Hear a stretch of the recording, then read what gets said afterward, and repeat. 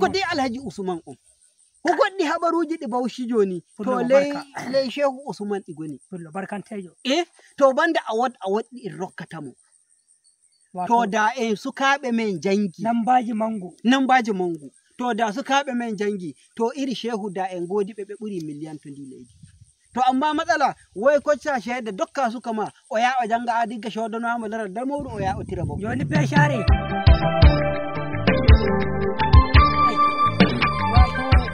faidu rokayan mamaki banye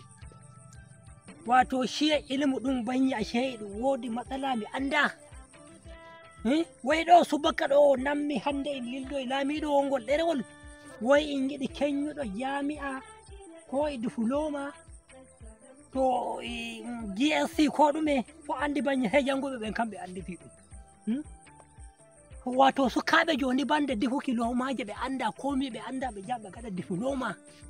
sabo Allah e annabijo joni a ida Allah hitake o ɓiɗɗo ɗon o darake o jangi suka o mo heddi an da o darake o jangi wato da kanko waɗi ngal kugarke wato gomnajo e ɗaɓɓita dokkayɗo mo habaruji e dow harka hulɓe kai Allah iko muɗum wato kañum banye sukaɓe ɓen tona aleykum salam jowɗo mi yeɓade maɗa sey ɓe wi'a ɗo ɓaari bikoy bimi to hami tokkito bikoy koye ma defi ɗum nde ɗum ñaami inna majjum mbiri koy ko dilli ɗo gartimi mi nangi tan miɗen aybo anamma noddolma e unguwa nana kañum joni ko ummino fi ɗum wato sukaɓe yiɗi janguɓe hande way woduɓe ɗereji sukaɓe banda ɗereji ɗi reɓe gala komi haɓaga he jawɗo to noon waɗi yo wato a sheshiya makaranta na ngare min matsala kai balɗe gaɗa tombi ma ka nanna sukaɓe ɓen ɗon bambumi ɓe gaɗa idoɓe dilla shashanshi wato ɓe nanga yaki hirde ɗo min keɓunomi ɓe laral damoru dokkumi ɓe tira baggu ɓe jaɓe nanga hirde maɓɓe min kirino denno on kirino banye ko mi ummo yaki hirde banye anane hurgoru an baggoy fayi dow na piyeɗo ɗum kanjum fiyata hoore majjum Allahu akbar to jori ai mi yejjita tayirima an jahayɗo wi'a baggu no wali nana ɗum waɗi jarayam ƙwarai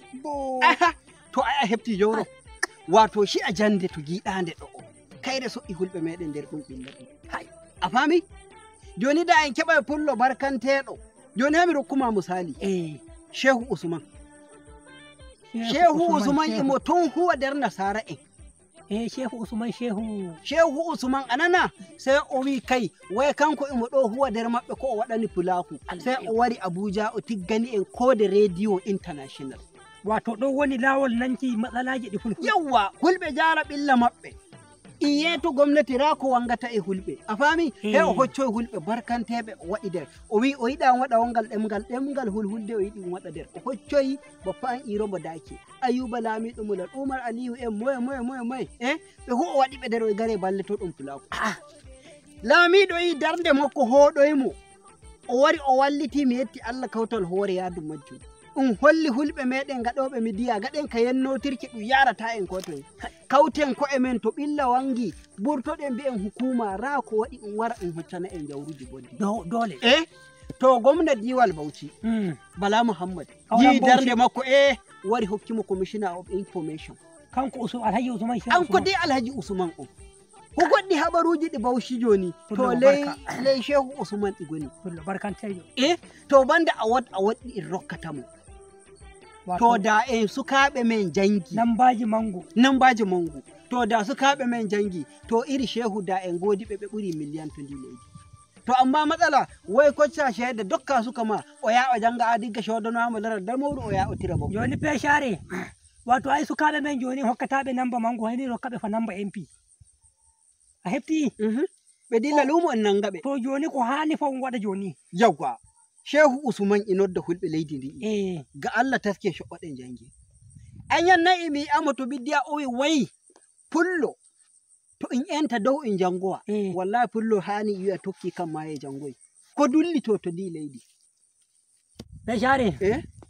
Depta Lamiɗo ko mbiya Depta Abdullahi Bello Boɗejo Lamiɗo hulɓe duniyaru na Afrika Allah ɗawtanmo risku ɗawtanamo barka e jammu kanko ma emo nodda hulɓe Shehu Alhaji Shehu Usman Shehu. Shehu zamanu me. Shehu to zamanu. An kuma da nan mango. To amin. Ga gidan wuro minen kun ga Ko da radio. Ko da radio International Abuja. Les Ardungal hanko. Shehu Usman. Allah na. Ihobe ko da radio. Allah waɗanda ɓe barka. To a yaji ti ƙauren Bauchi.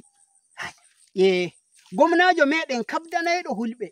Ɓe share. Ko na iro mo dake. Shikenan. Mi yayi mi tokkito bikoy koy to koy bonnana ɓe ɗiɗiyaji ɗiɗi. Ɗiɗiyaji. E to ɗi tokkito. To ɗi gaɗi ɗiɗiyaji ɗe andi toon ɗaɓɓitatama. Yo nimmi de to darde ɗo Shikenan.